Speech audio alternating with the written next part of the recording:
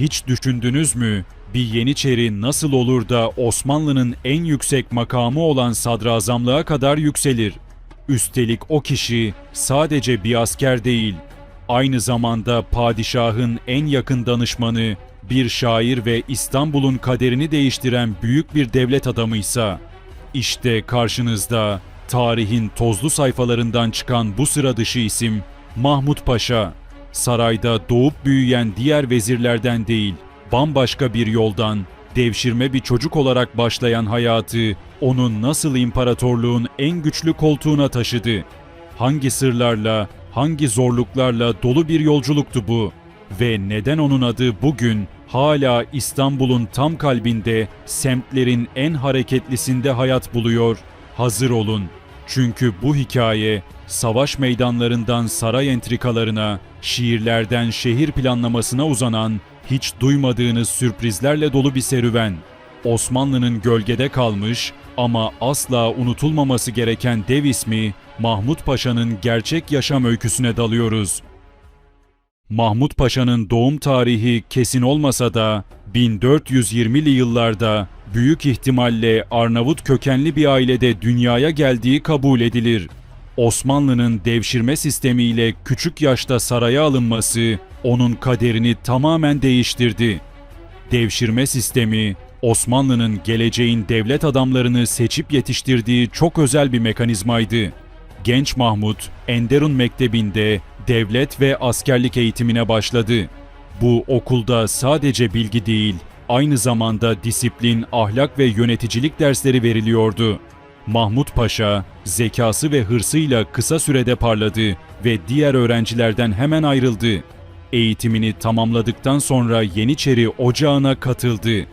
Yeniçerilik, Osmanlı'nın en seçkin askeri gücüydü ve bu ocakta yer almak demek, cesaret, disiplin ve sadakat demekti.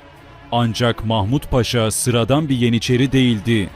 Rivayetlere göre bir seferde gece karanlığında düşman kalesine gizlice girip sabaha karşı kapıları açması, onun nedenli cesur ve zeki olduğunu gösteriyor. O, sadece savaş meydanlarında değil, stratejik planlamada da Fatih Sultan Mehmet'in en güvendiği isim haline geldi. Fatih Sultan Mehmet'le Mahmut Paşa arasındaki ilişki sadece padişah ve bir komutan arasından çok daha fazlasıydı. Fatih, Mahmut Paşa'yı devlet işlerinde danışmanı olarak görüyordu. Ona olan güveni öylesine büyüktü ki birçok kritik kararda söz hakkı verdi ve saraydaki karışıklıkları çözüp devleti bir düzen içinde tutması için ona tam yetki tanıdı. Fatih'in gözünde Mahmut varsa mesele yok denirdi. 1456 yılında Osmanlı tarihinde çok nadir rastlanan bir yükseliş gerçekleşti. Mahmut Paşa, Yeniçeri kökenli ilk sadrazam oldu. Bu sıradan bir terfi değildi, Osmanlı bürokrasisinde bir devrimdi. Sadrazam olarak hem savaşları hem de devlet işlerini yönetmeye başladı. Bu makamda olduğu süre boyunca hem iç hem dış politikada hem de şehir planlamasında büyük başarılara imza attı. İstanbul'un fethinden sonra şehir hızla imar edilmeye başlandı ve Mahmut Paşa bu işin tam merkezindeydi.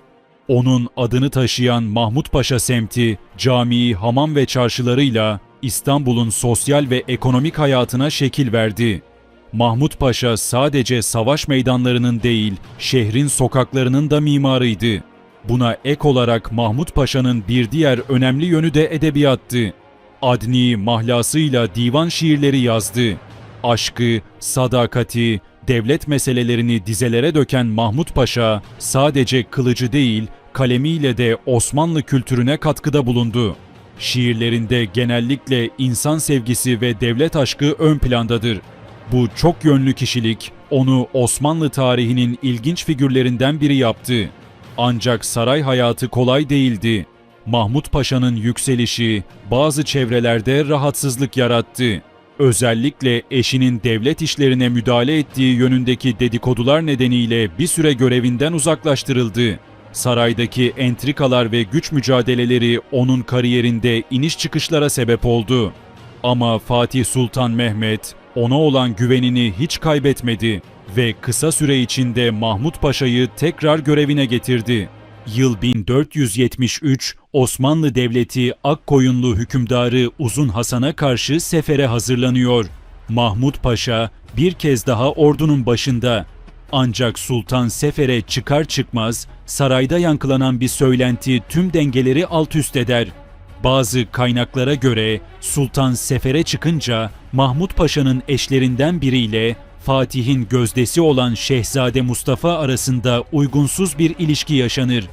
Bu söylenti saraya yıldırım gibi düşer.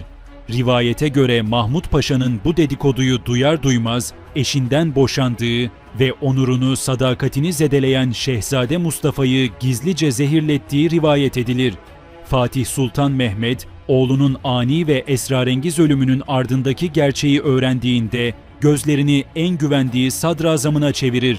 Artık aralarında güven yoktur. Yerini öfke, ihanet ve acı almıştır. Ancak tarihçiler bu iddialar konusunda ikiye bölünmüştür. İbni Kemal ve Behişçi gibi bazı kaynaklar Mustafa ile Mahmut Paşa arasında ciddi bir çekişme olduğunu kabul etse de doğrudan bir ilişki ya da zehirlenme olayına yer vermez. Fakat Gelibolulu Mustafa Ali, Künhül Ahbar adlı eserinde olayı detaylarıyla anlatır. Hatta bir başka kaynak, Hürname'de Şehzade Mustafa'nın ölmeden önce Mahmut Paşa'dan intikam alınmasını vasiyet ettiğini yazar. Sarayda hava gergindir, Mahmut Paşa ikinci kez sadrazamlıktan azledilir. Ardından Hasköy'deki çiftliğine çekilir. Fakat oğlunun ölümüyle sarsılan Fatih, rakiplerinin de kışkırtmasıyla onu İstanbul'a çağırır. Yedikule zindanları artık bir devlet adamını değil, bir idam mahkumunu ağırlamaktadır. 50 gün sonra 18 Temmuz 1474'te Osmanlı'nın kudretli sadrazamı, halkın sevgilisi Veli Mahmut Paşa Yedikule'de idam edilir. Gerçekten oğlunu öldüren o muydu, yoksa saray entrikalarının kurbanı mı? Tarih hala bu soruya net bir cevap veremedi. İstanbul'da kendi adını taşıyan Mahmut Paşa Camii'nin avlusuna defnedildi. Bugün mezarı halen ziyaretçilerini ağırlıyor. Onun hayatı, Osmanlı'da sosyal ve siyasi yükselişin, çok yönlü devlet adamlığının ve milletine olan bağlılığın önemli bir örneği olarak hafızalara kazındı. Mahmut Paşa'nın hikayesi bize sadece Osmanlı'nın gücünü değil, aynı zamanda bir insanın azimle, liyakatle ve sadakatle neler başarabileceğini gösteriyor. Bugün İstanbul'un kalbinde Mahmut Paşa yokuşunda yürürken sadece geçmişe değil, özveriye, inanca ve mirasa da tanıklık ediyoruz. Bu toprakların her karışı bir hikaye taşır ve bazı hikayeler zamanla unutulsa da şehirlerin duvarlarına, sokaklarına, camilerine kazınır. Eğer bu toprakların yetiştirdiği böylesine büyük isimlerin izini sürmek istiyorsanız kanala abone olmayı ve videoyu beğenmeyi unutmayın.